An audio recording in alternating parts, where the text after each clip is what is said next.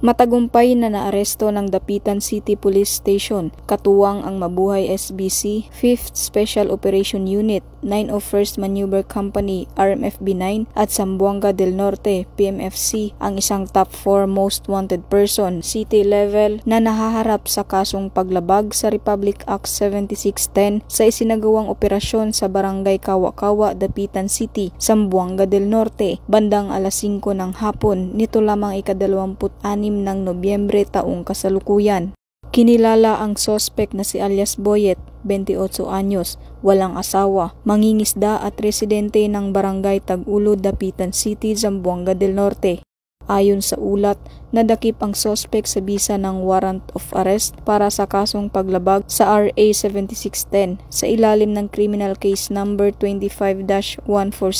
na inihain ni Honorable Florendo Bolante Upay, Presiding Judge, Family Court, 9th Judicial Region, Branch 4, Dapitan City, Zamboanga del Norte noong November 26, 2025. Kasalukuyang nasa kustodiya ng Dapitan CPS ang akusado para sa tamang disposisyon. Ang matagumpay na operasyon ay patunay sa pagsisikap ng mga otoridad na hulihin ang mga taong gumagawa ng kasamaan para sa pagkakaroon ng tahimik at mapayapang komunidad. Mula dito sa tanggapan ng kapulisan sa Rion Siam, ako inyong PNN Correspondent, Patrolwoman AG Cortez, alagad ng batas, tagataguyod ng Balitang Pulis.